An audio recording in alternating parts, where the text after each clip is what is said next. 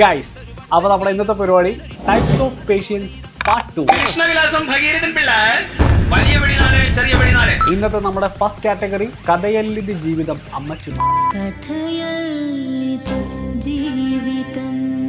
ഒരു പേഷ്യന്റ് വരുന്ന സമയത്ത് സാധാരണയായിട്ട് എന്താണ് ബുദ്ധിമുട്ടെന്നൊന്ന് ചോദിക്കണമല്ലോ. ഓരോ കീഴ്വഴക്കങ്ങളാവുമ്പോ ഇവരോട് ഈ ഒരൊറ്റ ചോദ്യം മാത്രം ചോദിച്ചാൽ മതി. ഇവര് ജനിച്ച കാലം തൊട്ട് ഇന്ന് വരെയുള്ള സകലമാന ചരിത്രവും അവിടെ ഇരുന്ന് ഇവർ പറഞ്ഞോളൂ. അല്ലരി നാഗേന്ദ്ര വിജയവാഡ അല്ലൂട് കൊപ്പ യദുഗുരി വെങ്കടേശ്വര രാജശേഖര റെഡ്ഡി. മക്കളെ കെട്ടിച്ചു വിട്ടത്, മരുമക്കളുടെ കുറ്റങ്ങള്, നാട്ടിലുള്ള ചേച്ചിമാരുടെ കുൽസിതം എന്ന് വേണ്ട സകലമാന വള്ളിക്കേസുകളും ഇവരൊരു കാര്യമില്ലാണ്ട് നമ്മളെടുത്ത് ഇങ്ങനെ പറഞ്ഞുകൊണ്ടിരിക്കും. അവസാനം കണ്ണിന്റെ ബുദ്ധിമുട്ട് പറയും. കണ്ണ് പഴയതുപോലെ തീരെ പിടിക്കുന്നില്ലെന്ന്. ആഞ്ജനേയ സ്വാമി. നെക്സ്റ്റ് കാറ്റഗറി നടുപ്പിൻ നായകൻ.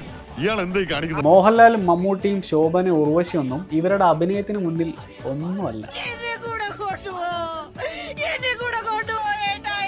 ഇവരുടെ ശരിക്കുള്ള പ്രശ്നം എന്താണെന്ന് കണ്ടെത്താൻ ഇതുവരെ മെഡിക്കൽ സയൻസിന് സാധിച്ചിട്ടില്ല. തലവേദനയൊക്കെ ആയിട്ടായിരിക്കും ഇവർ ഹോസ്പിറ്റലിലേക്ക് വരിക. പക്ഷെ ഹോസ്പിറ്റലിന്റെ ഡോർ അങ്ങ് കഴിഞ്ഞു കഴിഞ്ഞാൽ അപ്പൊ ഇവർക്ക് പ്രസവ വേദന സ്റ്റാർട്ട് ചെയ്യും.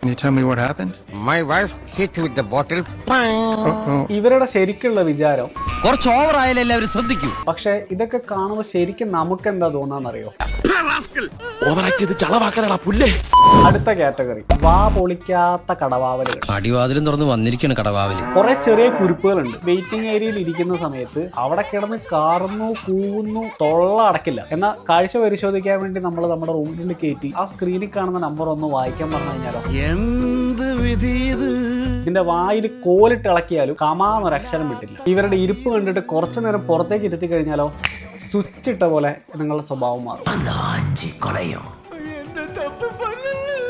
ലാസ്റ്റ് കാറ്റഗറി വാസ്കോഡ ഗാമയുടെ കൂട്ടുകാർ. പോളണ്ടിനെ പറ്റി നീ ഒരു അക്ഷരം മിണ്ടരുത്, എനിക്കത് ഇഷ്ടമല്ല. തീരെ വായിക്കാൻ അറിയാത്ത ആളുകളുടെ കാഴ്ച പരിശോധിക്കുന്നതിന് വേണ്ടിയിട്ട് നമ്മൾ ഈ ചാർട്ട് യൂസ് ചെയ്യാറുണ്ട്. അതായത് ഈ ഡയറക്ഷൻ കാണിക്കുന്ന ചാർട്ടുകൾ 3 വരയുണ്ടാവും. ഈ 3 വര മുകളിലേക്കാണോ താഴേക്കാണോ സൈഡിലേക്കാണോ അത് കൈകൊണ്ട് കാണിച്ചു തന്നാൽ മതി. ഇവരോട് ഈ ചാർട്ടിലെ ഡയറക്ഷൻ ഒന്ന് കാണിച്ചു തരാൻ പറഞ്ഞു കഴിഞ്ഞാൽ ഇവരിങ്ങനെ പറയും, മോനെ മുകളിലത്തത് കിഴക്കോട്ട്, കീഴെയുള്ളത് പടിഞ്ഞാറ്, മറ്റേത് കിഴക്ക്, താഴത്തെ തെക്ക്.